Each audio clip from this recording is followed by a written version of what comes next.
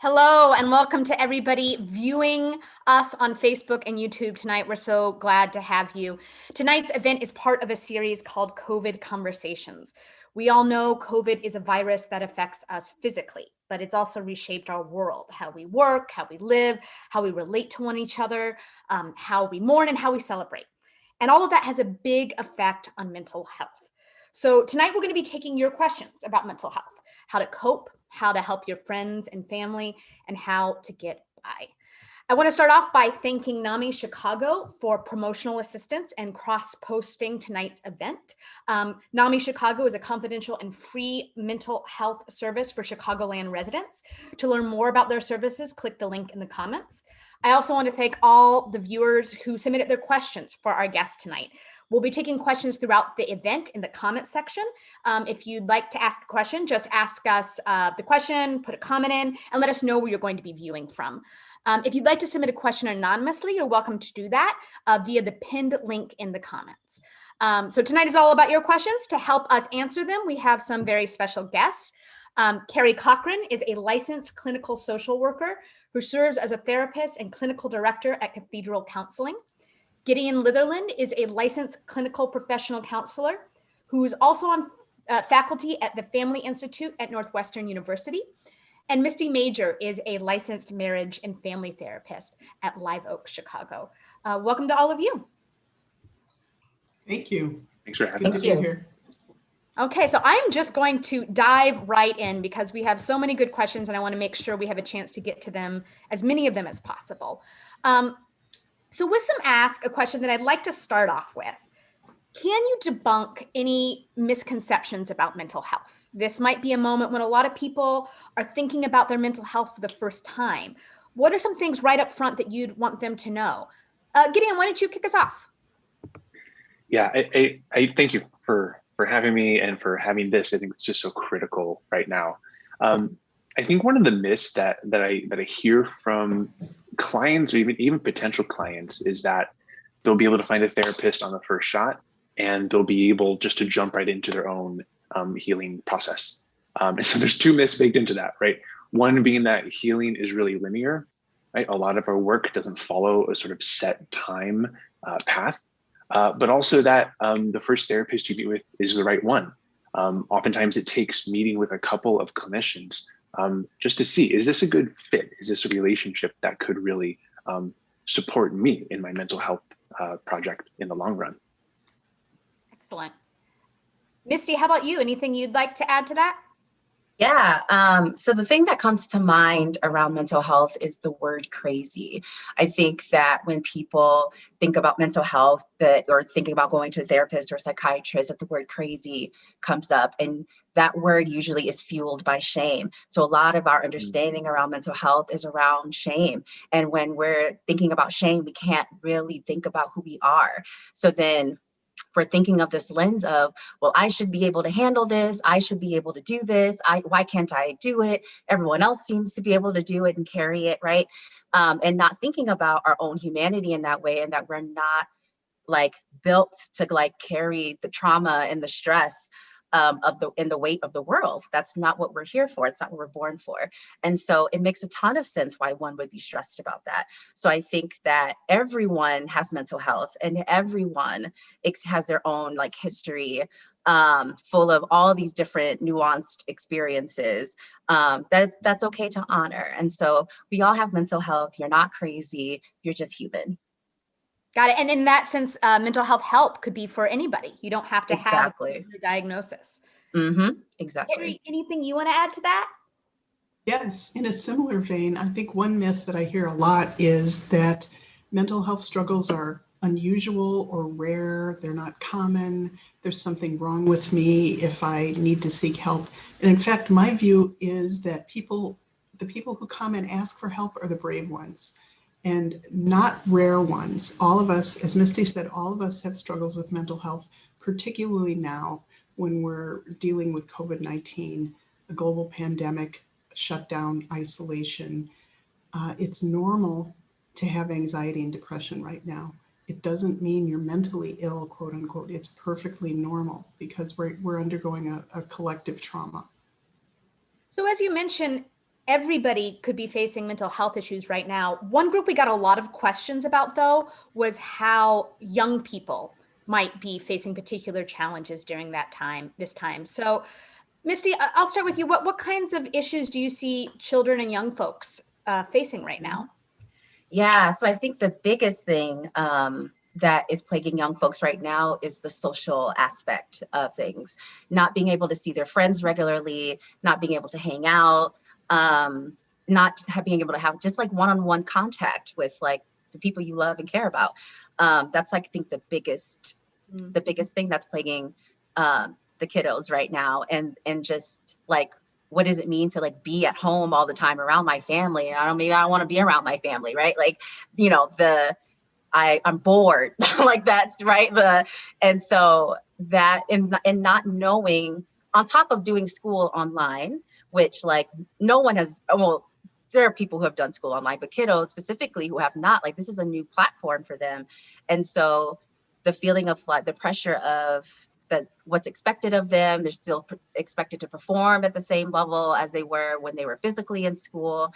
And that actually has to shift a little bit because like we're again, like, you know, Carrie said, we're all in a collective trauma. So our brains are working differently at this time.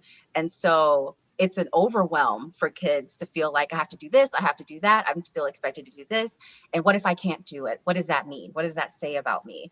And so I wouldn't be surprised if parents are experiencing a lot of irritability, a lot of arguing, a lot of shutdown, a lot of isolation, a lot of like depression, anxiety.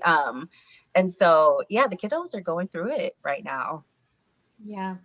Thank you for that question about children and youth. It came from Valerie, by the way. Kat asked, does excessive isolation lead to depression? I mean, this is a thing a lot of people are dealing with right now. We're alone in our homes. Is that something that could maybe bring up depression for folks? Carrie, you want to take that question? I'm not sure I would say that it leads to depression. It's certainly, the symptoms mimic depression. I have many clients who have been getting better, have been improving with their symptoms of depression. And then they say, now I'm isolated again. I'm alone in my room. I'm not seeing my friends. I'm not going out. I'm not walking. I'm not socializing. Does that mean I'm getting worse? And in fact, it just means we're all in the same boat. We're all isolated. We're all cut off from our normal social supports that keep us feeling strong and keep us feeling connected and keep us feeling happy.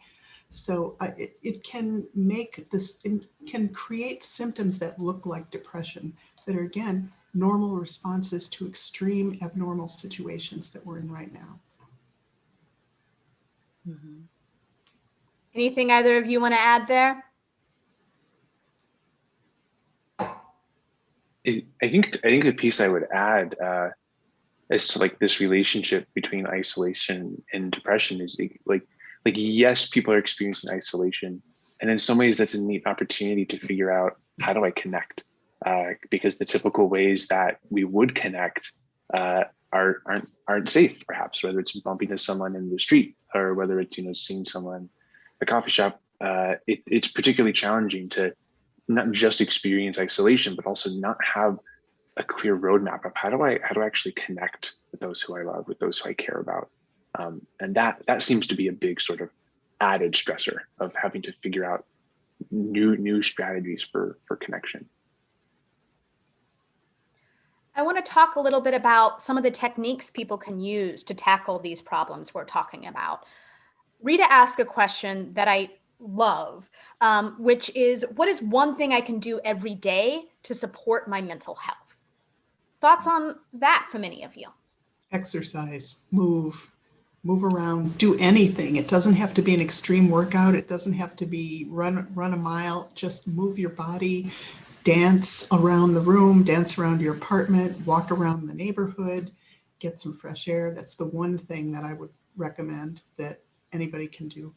Yeah, I can imagine right now for a lot of us, that this is true for me, that if you're not going out into the world to do your work, it can become so much easier just to be still all day. And Right. that, it sounds like you're saying, that can have a real effect not only on our physical health, but our mental health. But our mental, because we've all lost our normal routines. We don't get up in the same way. We don't go to work the same way. We don't have the commute. We don't have the structure that provides us with a lot of holding in our lives. And once that's gone, we have to create our own structure. And just setting aside time to move or exercise is a good way to make a little bit of structure in every day. Yeah. Gideon or Misty, any daily tips you have for us? Yeah, I would say that one, to take into consideration what your own individual context is, that there might be some people who are able to do this, that, and the third, and maybe you don't have access to that for whatever reason, right? I think the first thing that I would say, and I always say in my practice, is that you have to start with yourself. And so I think one daily practice to have is just to have empathy for yourself and self-compassion about what the situation you're in, the context that we're all living in, that we're all like struggling. I mean, to my knowledge, this is the first time everyone has lived through a pandemic. So, we don't know what this is supposed to look like. So to have empathy for the fact that you don't know, and have empathy for the fact that you don't know what to do all the time, and that you are doing your best. And so the empathy very much takes away the shame that you may feel about doing it right, of coping right.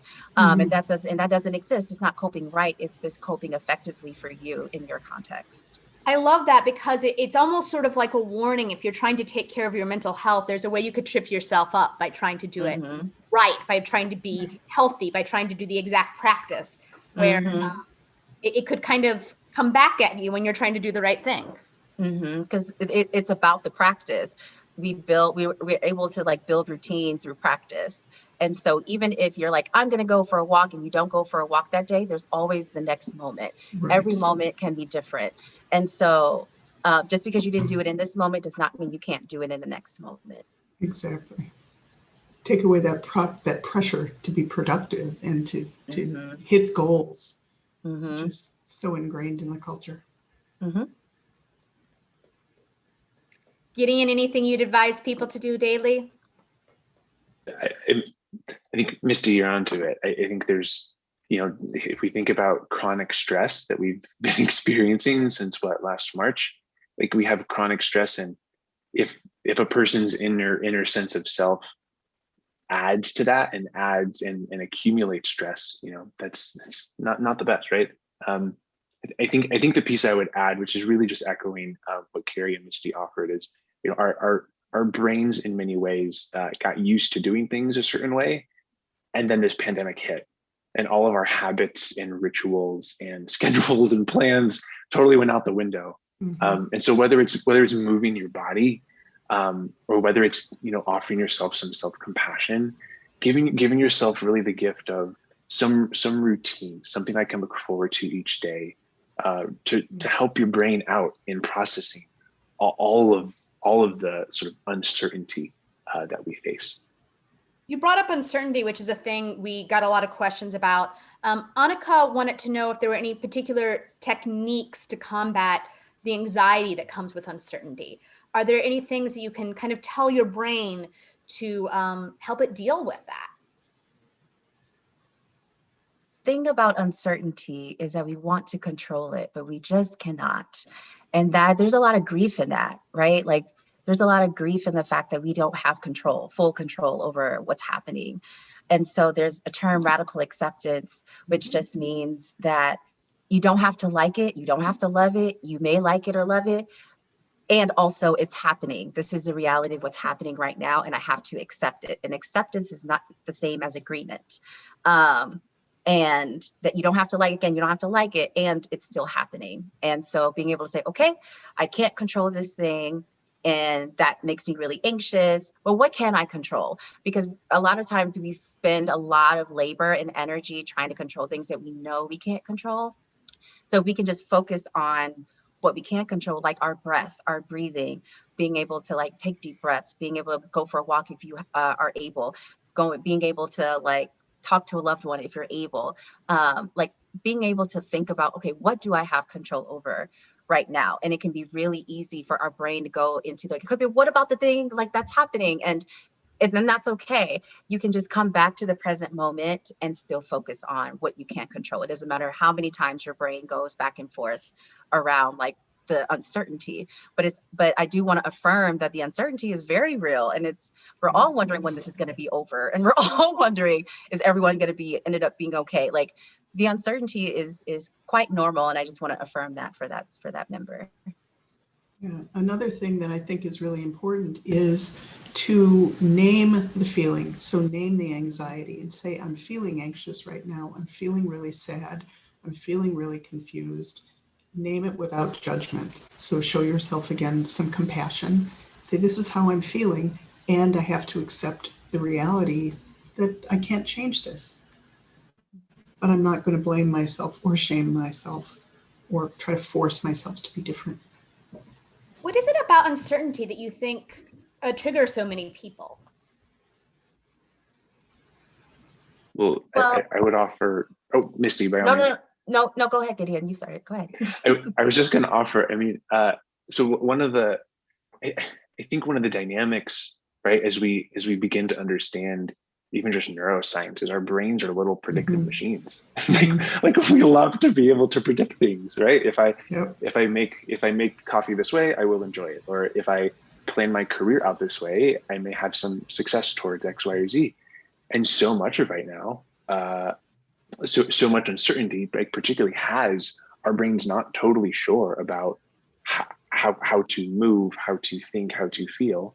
And so our brains, which really thrive on predicting and sort of in an educated way, like better understanding the world around me in some sort of predictable way, our brains are stuck.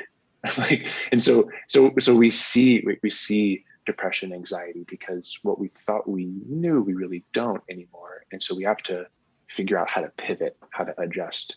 I would offer that up, but Misty, let me throw it to you. Yeah, I was going to say, in the context of trauma, that when a trauma has occurred, our brain is like, okay, how do I figure out how to like not let this happen again?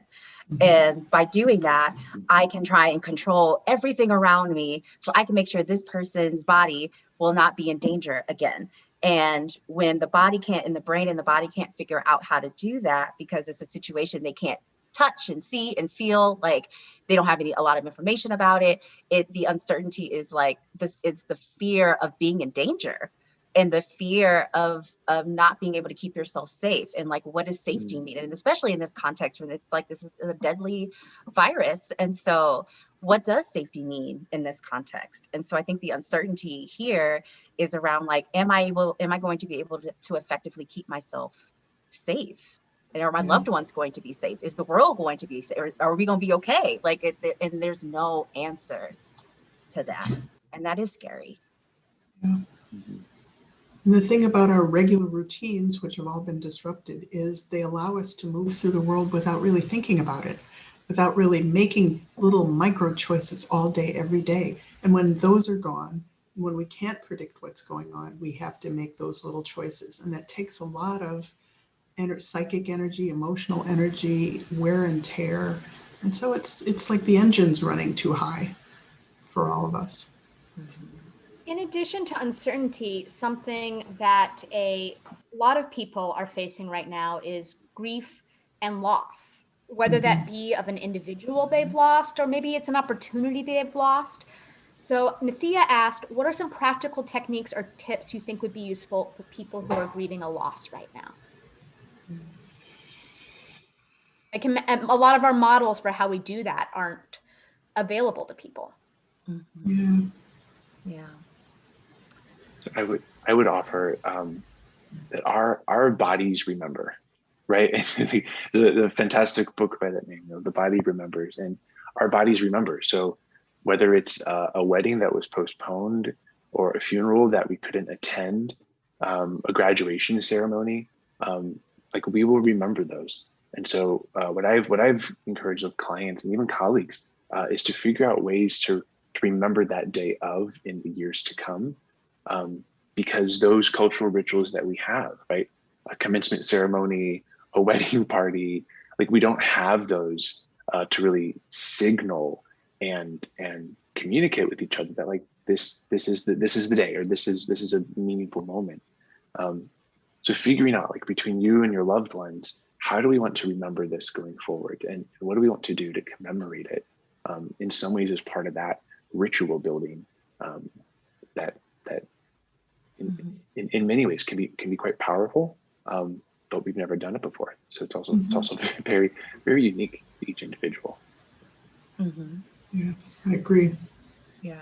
Besides I would say, oh, I'm sorry. No, please go ahead, Misty. Yeah, sorry. I was going to say, want to remember that grief is really complex and that there's no right way to grieve. So I think that's just something to remember, is that there isn't like a set of rules of this is how you grieve. It's this, like, if you need to cry, cry. If you need to like eat something that you like, do that. If you need to do, like, I think just being able to be in it and just know, I feel the loss, I feel the grief.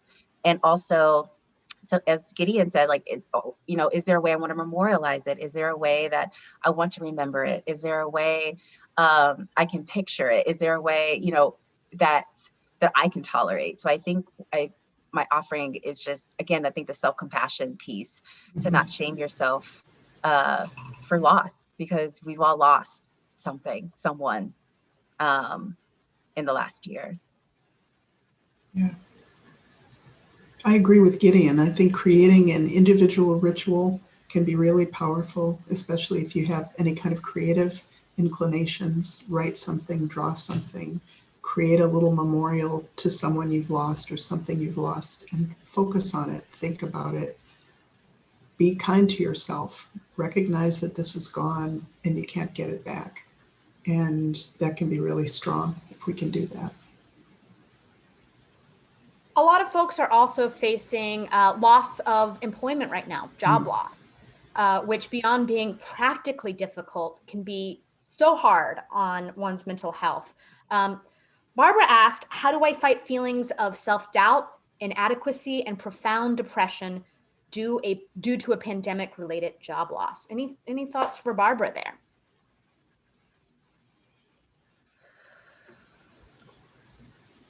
This theme of self-compassion keeps coming back around in all the answers. And I think that's one starting point, is to realize that it's not an individual failure that made you lose this job. This is national, international economic crisis that's sweeping away many, many, many people's jobs.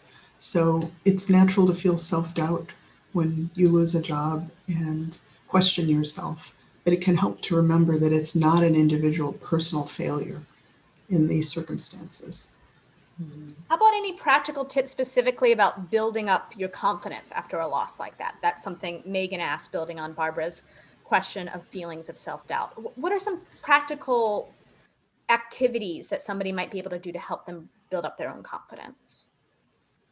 I think something that comes the same for everyone, of course.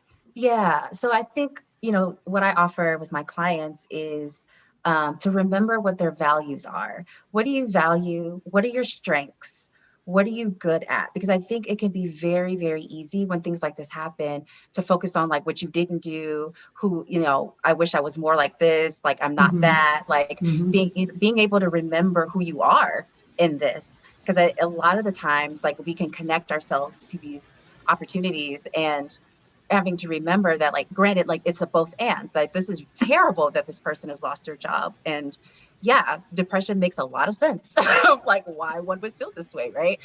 And if we're talking about self-confidence, just remembering like what your strengths are, what you value, and to remember that you are inherently valuable and worthy as a person, and that you don't have to do anything like to receive that. Like, you don't have to earn that. You don't, like, we're all born with inherent value and worth. And so to just remember, just to remember who you are under the shame, because shame can cover that up real well. I'll just piggyback off of what you're sharing, Misty. I've noticed this with clients, colleagues, myself too, that like particularly for those, right, who are out of a job, the past year or so has been an interesting time of sort of values realignment, and in some ways an opportunity to reconnect with, I am more than my job, or like these are the things that I value, or I forgot how much I love cooking, or I forgot how much I love gardening, or reading. It's like, yes, it's a particularly challenging time. And if there's a way to engage in some reflection around values and for career or your own profession going forward, perhaps considering like how could you let your values guide your profession going forward? Because I would strongly suspect that, you know, even talking with a therapist about not just your values, but also like your own career plans is going to be particularly a sort of salient topic in many therapy sessions in the years to come. Jobs can be such a big part of our identity. And so like rebuilding that identity at a time when we're away from others, I can imagine is really challenging. We eventually will reopen the medicines out there to help folks. So Jennifer had a question if there's any tips on how to manage stress during the eventual reopening process. I would suggest a lot of Misty, you can jump in at the same time. It's a good flow, right? Do you want to jump in? Sure.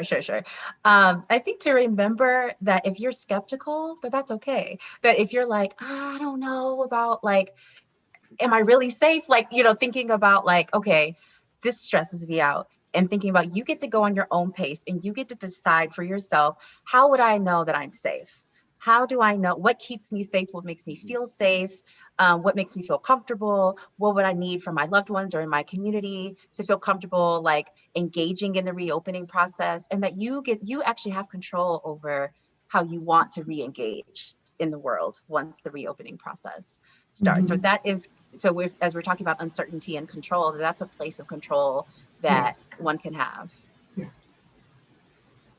A lot of the questions we got from folks were around friends and family, both being around certain people all the time and being away from some people that you're maybe used to being around more.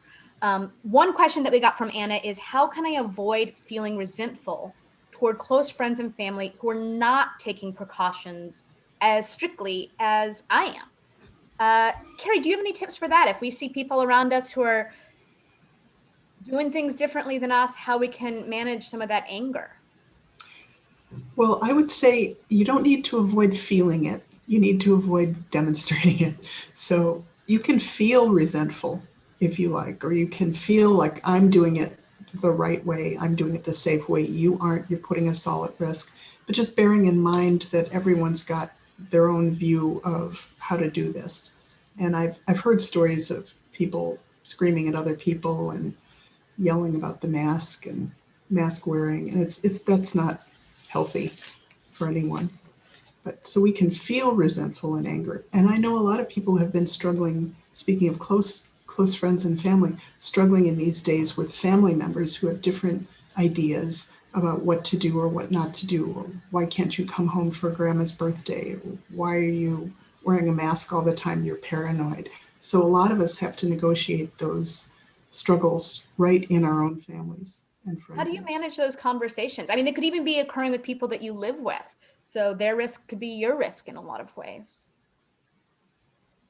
Any thoughts for us?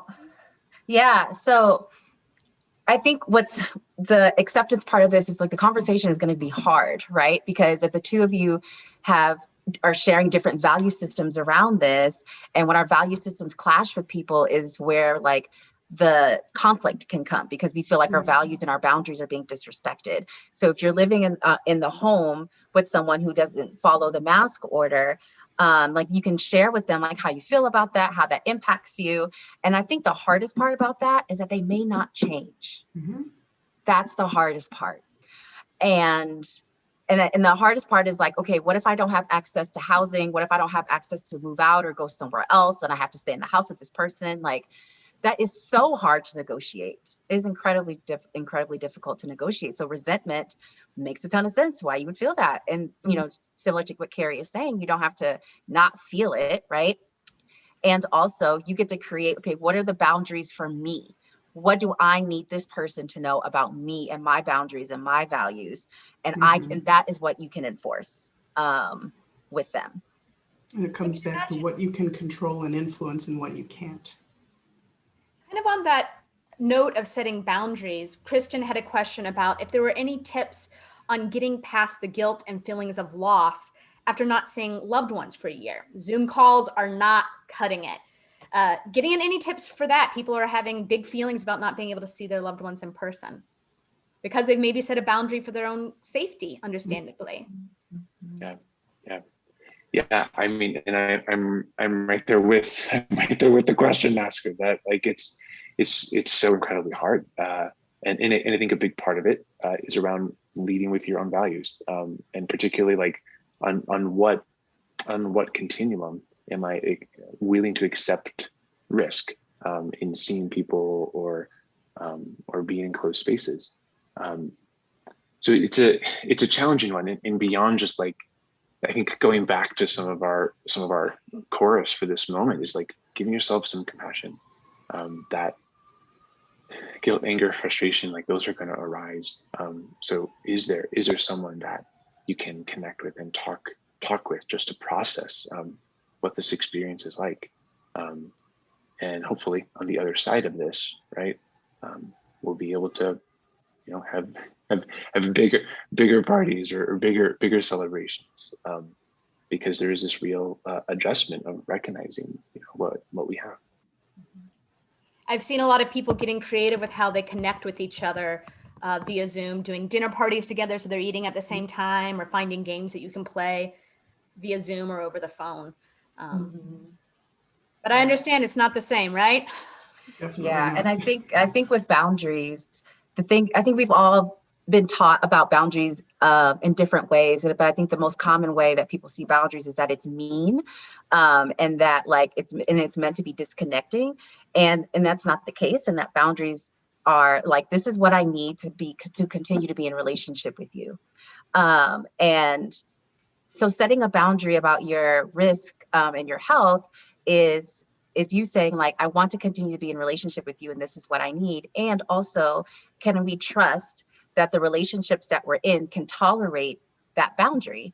And that like maybe your friends and family have a different boundary than you around risk. And you're like, well, is there something wrong with me that I don't have that same boundary? And it's like, no, you are allowed to have your own boundary, and so do they. And that's okay. And that's not something, you don't have to feel ashamed about that. I feel like one place, as a non-parent, but I would assume that boundaries are particularly difficult, is between a parent and a child. And Felipe asked a question about how can parents work at balancing their own mental health needs with the mental health needs of their kids. I can imagine a lot of people are spending more time around their kids, and their kids may have new needs that they weren't expecting.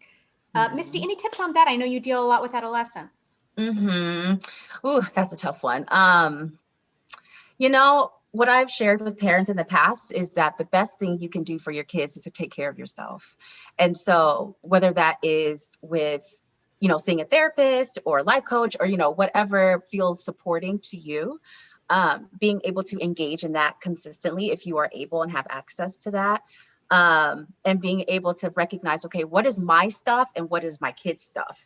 And am I putting my stuff on my kid's stuff? Is my kid putting their stuff on my stuff? Like, you know, and it's a dance, right? We're all tripping over each other. We're trying to get the rhythm right. And it's not going to be perfect. I think it's not about the conflict, but how do we repair the conflict is what matters. So if you as your parent can model to your child what regulation of emotion can look like, what it means to like own up to something, what it looks like to be curious, what it looks like to, you know, those are the things that you can do. And you can be attentive to yourself, and also you can set time aside to like pay attention to or ask your child about how they're doing. And if you have a kid who's like, I don't want to talk, or like, you know, whatever the case may be, you can be sure that they do have supports in place, like have access to friends in a safe way, or if they have a therapist, or another supportive figure in their life. What I love about what you're saying is it takes it out of this realm that the parent's mental health needs are in conflict with the child's mental health needs. Because even though I can imagine how intensely it must feel that way, serving your own mental health is, in a way, serving your child's mental health. Absolutely. Because as the adult, your brain is more evolved and it's like done growing, and they have lots to go, lots of growing to do. And so, and that's hard when you're trying to do that in the midst of a trauma, right? So I think, again, going back to self-compassion, and like, there'll be times you're going to yell at your kids, or you're going to say something mean, or you're going to be in some power struggle. And you can think about that. You can own that. Okay, like, what happened with me that I got caught in the struggle with my kid? And talk about it. And talk about it openly, and just be able to say, this is what was happening here. I'm so sorry. This is what I felt with you. Like, being able to have that conversation, and even in the midst of this, still being able to model like what that can look like. Mm-hmm. Yeah, I'll also just jump in to say, in some ways, shout out my colleague, Dr. Amanda Zella-Husky over at Valparaiso University in Indiana. Her and her colleague out of, I believe, Toronto, started this initiative called Pandemic Parenting. There's really for parents, but they bring together over Zoom these experts from around the world to really give parents direct guidance, feedback, advice, and it's a fantastic resource that I'm sure we could include a little bit later. That's wonderful. Carrie, anything you would add for that, for the parent and child relationship and how parents might take care of their own mental health right now? I was just thinking about our first question about what are some of the myths about mental health. And one of the myths that I've heard is that children don't really experience depression or anxiety. Mm-hmm. They're just kids. They get sad, they get mad, they get glad. Children very much do experience anxiety and depression. And one thing adults can do to help the child normalize it is to acknowledge it and say, I know you're scared. I know you're frightened about this. I know things are uncertain. You miss your friends at school. You miss your sports. And that's normal. That's okay. I miss things as well. Normalizing that for them. Yeah, right. That's actually a question we got from Sarah. She wanted to know how we can help children who are feeling stressed and depressed. And I'm going to bundle that together with a question we got from Joe, who said, what are some suggestions for dealing with the isolation children are feeling? So besides that great tip that Carrie had about normalizing it, are there other things we could be doing for the kids in our lives to make it a little bit easier on them?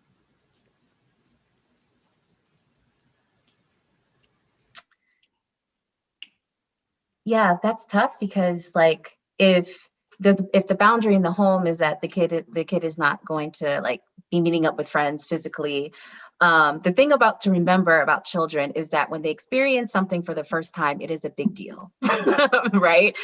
Us as adults, we've experienced whatever they've experienced so many times, right? So them not being able to see their friends is it is literally the worst thing in the world. So I think being able to normalize that with them too, and to be able to empathize with that, of like, yeah, that makes a ton of sense. Like, that you're really sad that you can't see your friends. And to know with children, they want it to be fixed right now. Because they want to feel the relief. They want to feel like the release of the anxiety. And that's so super, super hard, because we can't necessarily do that in the ways that they would like us to, which would be to let them go play, or go play sports, or whatever the case may be. I think just giving your child space to have all of the feelings is important, and that you can't fix it, and you're so sorry that I can't fix it, and I'm here. If we can try and figure out creative ways to connect with your friends, I'm down. Like, let's figure that out together. Are any of you seen particular ways your clients or people in your life have found those creative ways to help kids connect socially right now?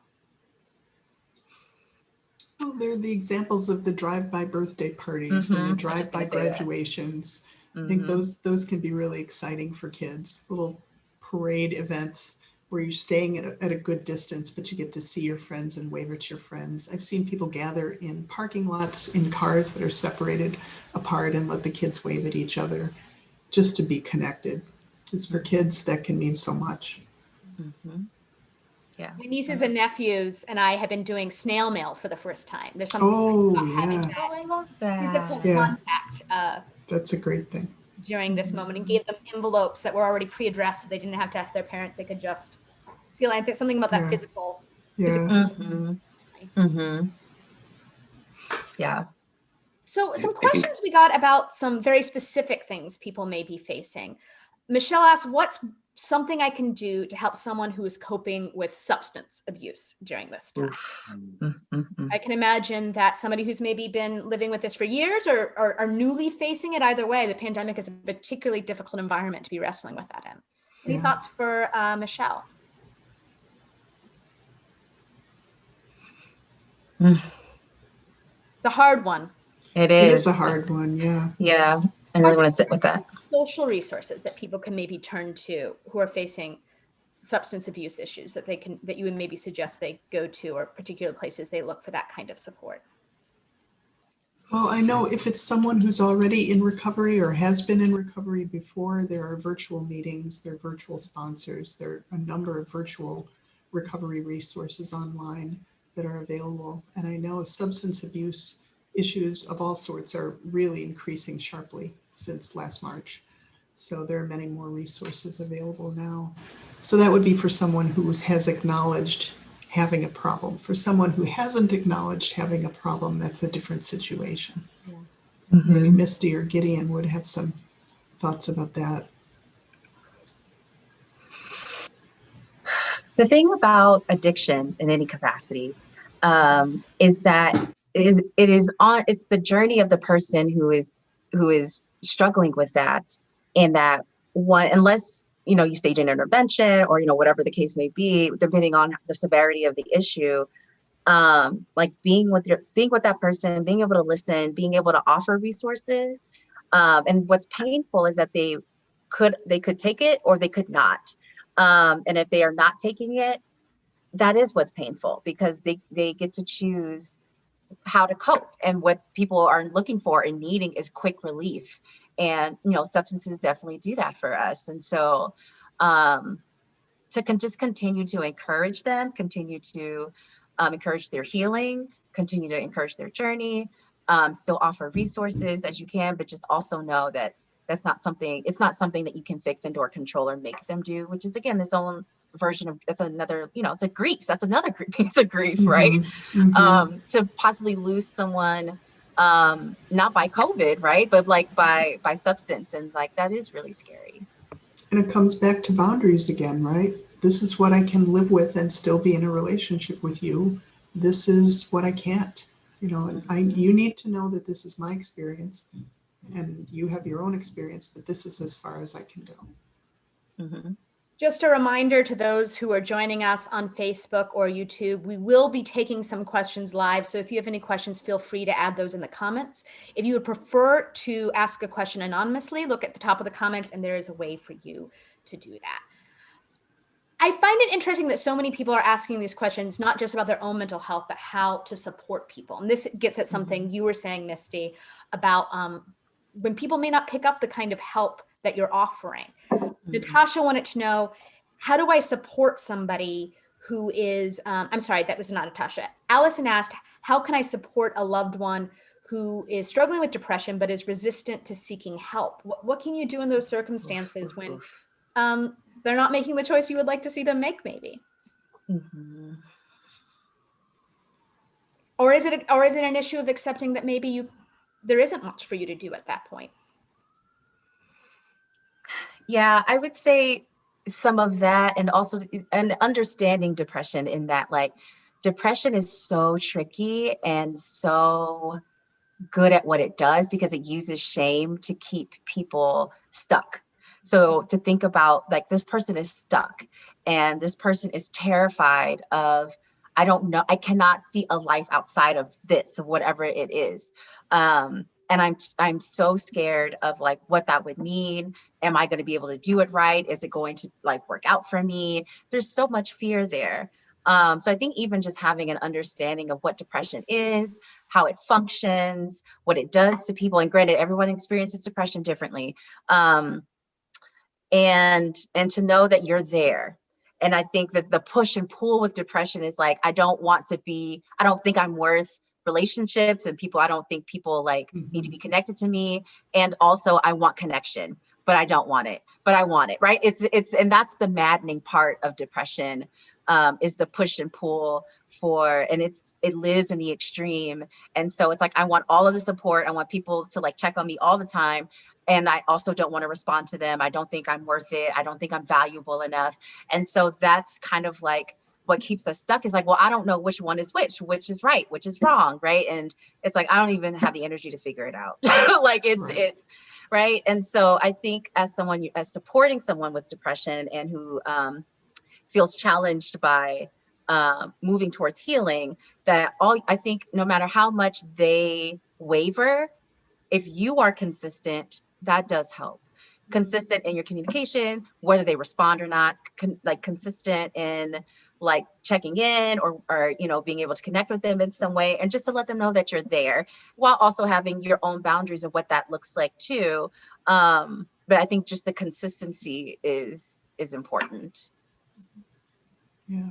Something I liked that Gideon said earlier in the conversation that I imagine might apply here is that healing isn't always linear, right? Mhm. Also, if you're viewing somebody who's struggling with substance abuse or struggling with depression, that because they might be moving one direction doesn't mean that's the direction they're always heading, or they're making a choice to just head that direction. Right. Things may move and change throughout Mm-hmm. their journey. Mm-hmm. And I think it's important too not to pile on with more judgments or more shame or more guilt or phrases like snap out of it, just look on the bright side, etc. All those things that people hate to hear. I think it's really important not to encourage the person to feel worse about himself or herself, Mm-hmm. Mm-hmm. Yeah. because that's so easy to do when you get anxious for someone to be better, anxious for someone to take a hold of your own healing. It can be easy to get a little bit impatient. Well, I can imagine you even make the mistake that you think that will help them. Mm-hmm. Yeah. Lots of people do. Yeah. I think one of the things I hear from clients, and I think we all know this well, that families are very good at listening to respond, not necessarily at listening to understand. Yeah. So if there's one thing that families and loved ones can do to support someone experiencing depression, is really taking that stance of listening to understand. You may hear this called like active listening or attuned listening, but basically give your loved one, right? Give your loved one the experience of being understood, and really communicate that empathy back to them. And don't jump to that place that Carrie, you made mention of, like, snap out of it, like knock it off, because it's not the same as empathy, which is quite key. We asked online some things that listeners and viewers are doing to regularly take care of themselves, tap into the wisdom of the community here. So I'm going to share a few of those. Kate, watching on Facebook, said that they're daily writing down 3 things they're grateful for in the morning, and then write at the end of the day 3 things that went well and that they're grateful for. I love that. I can imagine in a time we're facing difficult things, it can be nice to train your brain to notice what's going well for you. The fabulous Miss Fruits on YouTube said, I'm going on walks or exercising, following your advice, Carrie. I'm also being creative by drawing and sewing. Some days it's more simple things like using a face mask and putting down my phone. Oh man, that putting down our phone. Yeah, that's so important. That is really hard right now, right? I mean, that's our only way to connect. Doreen from YouTube says, I set up Zoom calls for the kids for them to just chit chat and play, not do school stuff. And we send letters back and forth with worksheets and activities. So finding ways that Zoom for kids cannot just be about school. I love those. And I think that this is we can keep this conversation going online. It's really nice to learn what other people are doing and steal some of their tips. We got a question on YouTube about how do I support loved ones who are less communicative?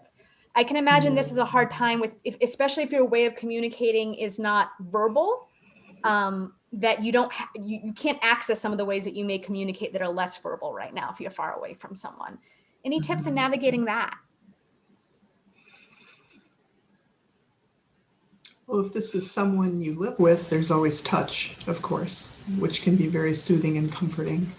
If it's someone far away who's not communicative, I don't know, maybe other modes of communication that aren't face-to-face or voice-to-voice, like someone mentioned sending cards.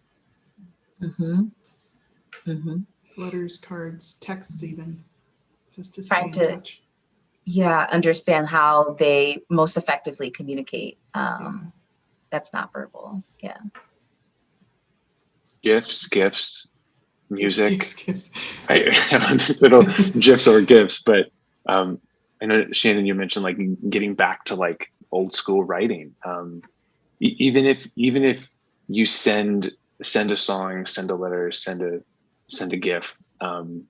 Even if it's not confirmed that they received it, even just being on the receiving end can be quite powerful to know that someone is thinking about you. So don't take the miscommunication as sort of lack of appreciation, right? Because sometimes a text from out of the blue can be quite affirming and validating. I love that. I love what you're saying about the lack of response may not mean it didn't work, that you can send a communication to someone and even tell them explicitly that they don't need to respond, that you're just letting them know that you're thinking. That can be a real act of care for someone. Because for some people, the pressure to respond, I can imagine, can be intimidating if they're facing some tough stuff right now. Definitely. I want to ask a few questions about resources people can access as we end this conversation. Crystal wanted to know, what are some resources for essential workers seeking mental health assistance? We've been talking a lot about people who are living in isolation, but that's not all of us. There's a lot of people who are going into the world day after day on behalf of the health and safety of the rest of us. So what are some resources for those folks who are the essential workers right now? There is a fantastic website I'll share. I believe, I forget the name of the folks who really started it, but there's a website called Emotional PPE. And it's this fantastic website where therapists around the country are offering free or very, very reduced fee sessions. And if you are an essential health worker, even if you're working in a grocery store, vet clinic, if you are on the front lines, you can go on Emotional PPE and check out the therapists who are offering free or reduced sessions for you. That would be a big one I would offer up. Joan asked, what's the best way to find one-on-one mental health counseling? So if maybe you're seeking a therapist for the first time, where would you start? Well, online, there's sites like Psychology Today where you can put in your zip code and put in what your preferences are for a therapist in your area. I know the city of Chicago has mental health resources on their website as well. If you live on the South Side, there is a organization called Sister Afia that's really wonderful on 71st Street that serves specifically Black women, Black girls and women. There's therapy for Black girls. There's .com. There's, So I think being able to be able to do those searches and be able to just get started, just to find a therapist. And there's the Illinois Warm Line, which is available for people with mental health or substance abuse challenges who want to talk with someone and get connected to help. There's also the Illinois Call for Calm helpline, text line, where you can text back and forth. And Cathedral is actually a referral site for the Call for Calm service. So we're taking clients as well. And I would also suggest good old word of mouth. Like break the stigma of not talking about going to therapy, right? Like getting a haircut. Like talk to your friends and loved ones. If they have a therapist that they previously worked with or that they're currently enjoying working with, goodness of fit, like making sure that you and your therapist are a good match is so key. So if you have a buddy or a friend who thinks they could direct you in the right way, good old word of mouth sometimes works just as well.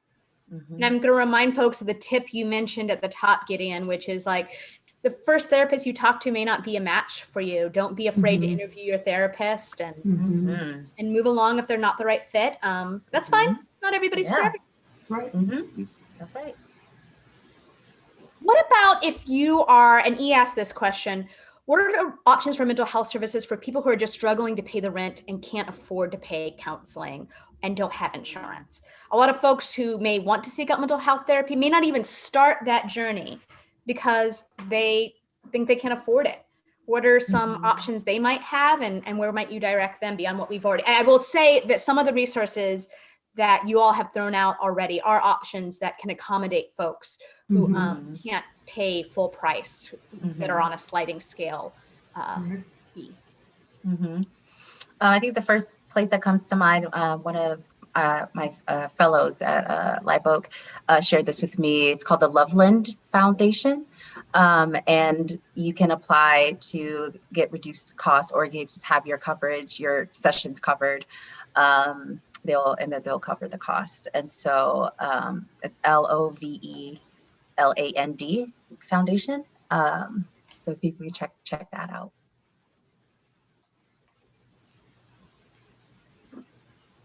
And also, I believe if you call some of those hotlines that Carrie mentioned, they'll be able to take that into consideration when they're thinking about your referral and how they refer you. Right. Absolutely. Yeah, and particularly for folks who may not have coverage, county care is fantastic, and there are a number of sites across the county and the city that accept it. So that could also be an avenue to check out.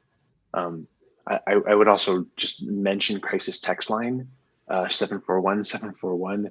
It's a national service, but a great service to connect with someone if you or a loved one is in crisis.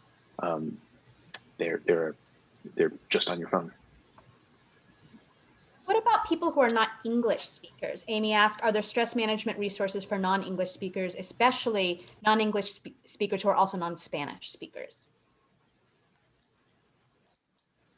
I do know the city of Chicago has resources for that too, for non-English speakers, around like tips and resources around that. So I would encourage folks to check out the city of Chicago's website about that. For folks who are, go ahead, please. Oh, I was just going to say, definitely check out the amazing people at the Inner City Muslim Action Network. Fantastic resources, not just mental health services, but advocacy and physical health services too. The Khalil Center is also just northwest of Chicago proper, but they have services in multiple languages, as well as Asian Human Services, and of course the Deaf Counseling Center as well for folks who need ASL services, because counseling in an ASL, American Sign Language, counseling looks different. So telehealth is really key. But I'll pop those in the chat box too. Oh, that would be excellent. Yeah. And I will just say for folks, mental health can be a range of things, but if you're facing mental health that is in crisis, you always can go to your local emergency room or call one of those crisis hotlines. You don't have to wait to find the perfect solution if there's something that's critical for you right now. Absolutely. Finally, we'll end with this. Doug asked, do you have any favorite sites online for self-care? Things that are maybe helpful if you're not seeing a therapist or in addition to seeing your therapist.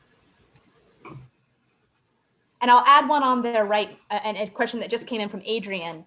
Do you know of any COVID-19 survivor virtual support groups? There is a group online that I will tweet out when we're done with this, and I can add to the comments, that is particularly working on collective mourning for folks who are losing folks, and have some resources there. So I'll put that in the chat. I don't have the website off the top of my mind.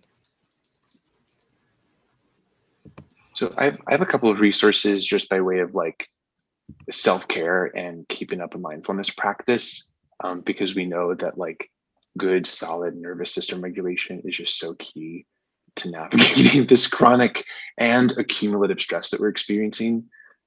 So a couple of sites that I share with clients and also students in my classrooms is this fantastic free website called Fragrant Heart. They have a bunch of free guided meditations you can check out on there. Similarly, UCLA, they have a mindfulness center that has mindfulness meditation resources in English and Spanish. and also the transcription, which means you could print it out and do it with friends or family, so you don't have to be reliant on the website per se. Then Northwestern too, they have a website called NU Breathe. I believe it's geared towards like grad students, but there is nothing stopping you from checking out the amazing resources they have. I was just poking around on it earlier today, and anyone can access it. So please check it out. But I'll pause there. Because we'll put links to that in the comments so that people can access this. I know this is a lot of information to take in right now. And on that note, we've run out of time. I could talk about this all night. I want to thank all of you for participating. Carrie, Gideon, Misty, thank you for sharing your wisdom and insight with us. Thank you to all the audience members who sent us questions and all the audience members that sent us tips and comments. I really enjoyed learning from the questions you had to ask and from the comments you had to give. Thank you, Nami, again, for being a partner in this event and making sure the word got out. This will not be the last WBEZ virtual event. WBEZ is hosting a candidates forum for municipal elections in Berwyn and Cicero this Saturday, February 6th, in partnership with Cicero Independiente. A Spanish language translation will be available during that. For more events, go to wbez.org/events. At the end of this, you'll be able to provide feedback via a survey in the comments section. So if you have a little bit of time, please do that. It helps us to be better at our jobs and give you the kind of events that serve you well. As the event closes out, there's going to be some slides that will provide some additional resources. So if you want to stick around and look at those, you can get a sense of how of other choices that you can have to explore after this event is over. Thank you so much all for joining us. Thank you, Shannon. Thank you.